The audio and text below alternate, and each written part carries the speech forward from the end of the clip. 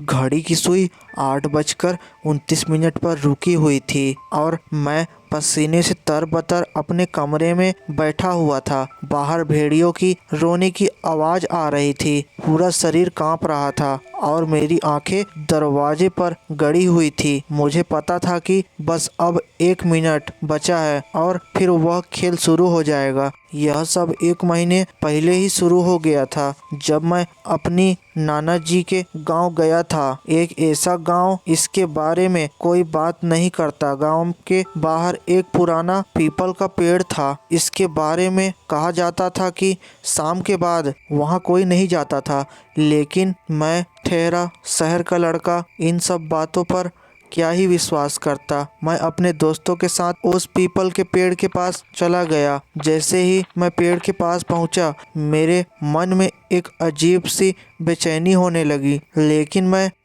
मैं नज़रअंदाज कर दिया। तभी मेरे दोस्त ने कहा, यार यहाँ तो कुछ भी नहीं है, चलो वापस चलते हैं। अरे रुको तो सही, कुछ तो अजीब है। तभी वहाँ उन्होंने देखा कि पेड़ के नीचे एक काला धागा पड़ा हुआ है।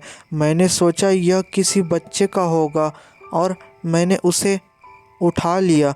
मैं जैसे ही उठाया, मुझे लगा जैसे किसी ने मेरा हाथ पकड़ लिया हो। मैं डर के मारे उस धागे को पैकेट में रख लिया और हम सब वहाँ से भाग गए। जब मैं घर पहुँचा तो मेरे नानी ने मेरे हाथ में कुछ देखा और पूछा, ये क्या है?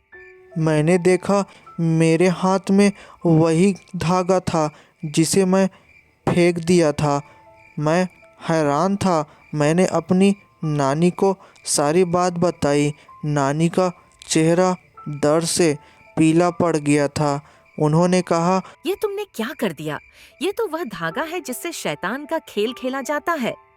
मैंने पूछा, शैतान का खेल? यह क्या खेल होता है? नानी ने बताया, ये एक ऐसा खेल है जिस रात 8 बजे से 9 बजे तक खेला जाता है। जो भी इस धागा को उठना है, शैतान उसकी आत्मा को अपने पास बुलाता है और अगर तुम 9 बजे तक बच गए तो तुम जीत जाओगे, वरना क्या नानी? वरना शैतान तुम्हारे आत्मा को हमेशा के लिए अपने पास रख लेगा। मैं बहुत डर गया था। मैंने सोचा ये तो बस एक कहानी है और फिर मैं अपने कमरे में चला गया। लेकिन रात 8:30 मेरा दरवाज़ा अपने आप खुल गया। बाहर कोई नहीं था, लेकिन एक ठंडी हवा का झोंका आया जिससे मेरा रूह कांप उठा। मुझे लगा कि कोई मेरे साथ है। मैं चुपचाप अपने कमरे में बैठा रहा कि तभी मेरे कानों में एक अजीब सी आवाज़ आने लगी, अब मौत का खेल शुरू। मेरी रूह कांपती, मैंने अपनी आंखें बंद कर ली और भगवान का नाम जपने लगा। रात के 8:40 हो चुके थे और मेरी हिम्मत जवाब दे रही थी। मैंने सोचा कि मैं भाग जाऊं तो क्या होगा। मैं हिम्मत करके अपने कमरे से बाहर निकला और मैंने देखा कि मेरे घर के हर कोने में अंधेरा छाया हुआ है। मेरे गले से आवाज़ नहीं निकल रहा था कि तभी एक शैतान नज़र आया। उसने अपना हाथ मेरी तरफ बढ़ाया। मैंने डर के मारे अपनी आंखें बंद कर ली और जब मैं आंखें खोली तो वह गायब हो चुकी थी। मैंने सोचा क्या यह मेरा वहम था। फिर 8:42 हो चुके थे। अब सिर्फ 18 मिनट बचे हैं। मेरी कानों में फिर से वही आवाज़ गूंजा। मेरे दिल की धड़कन तेज हो चुकी थी। मुझे लगा कि अब मैं नहीं बच पाऊंगा। मैं तेज़ी से अपने कमरे की तरफ भागा।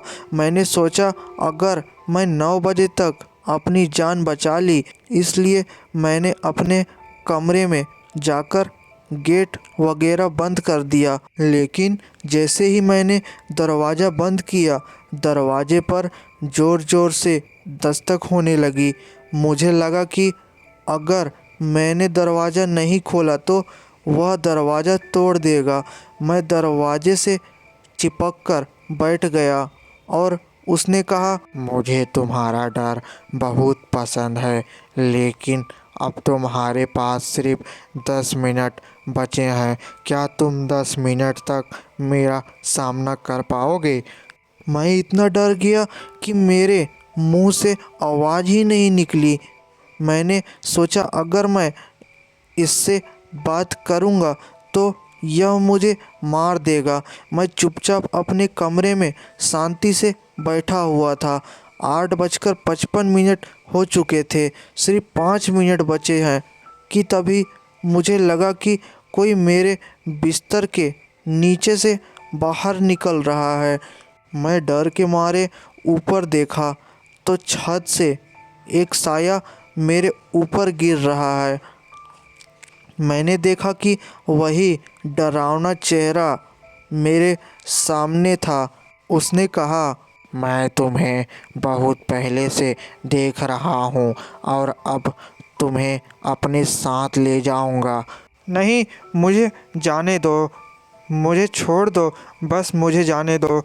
कि तभी मुझे याद आया, मेरी नानी ने मुझसे कहा था कि अगर तुम शैतान को हराना चाहते हो तो तुम्हें उससे बिना डरे बात करनी होगी। मैंने अपनी हिम्मत को इकट्ठा किया और बात किया, मैं तुमसे नहीं डरता हूँ शैतान। तुम मेरे से नहीं डरते, यह तो सबसे बड़ा झूठ है। हाँ, मैं तुमसे नहीं डरता हूँ, तुम मेरे साथ कुछ नहीं कर सकते। तभी शैतान की सूरत बदलने लगी और वह धीरे धीरे गायब होने लगा। जैसे ही 9 बजे शैतान गायब हो गया और मैं अपने कमरे में पड़ रहा। मेरी नानी मेरी कमरे में आई और उन्होंने कहा, तुमने उसे हरा दिया और तुम बहुत बहादुर हो। मेरी आंखों में आंसू आ गए और मैंने कहा कि मैं कहीं भी किसी भी डरावनी जगह पर नहीं जाऊंगा। आज भी रात में जब 8 बजते हैं तो मेरे शरीर में डर पैदा हो जाता है और मुझे लगता है कि जैसे कोई मेरे आसपास है। तो दोस्तों, कहानी कैसी लगी? अगर अच्छी लगी हो तो कमेंट ज़रूर करना। मैं आप सबके कमेंट पढ़ता हूँ, मुझे बहुत अच्छा लगता है। चलो मिलते हैं किसी नए कहानी के साथ। बाय बाय, ख्याल रखिए अपना।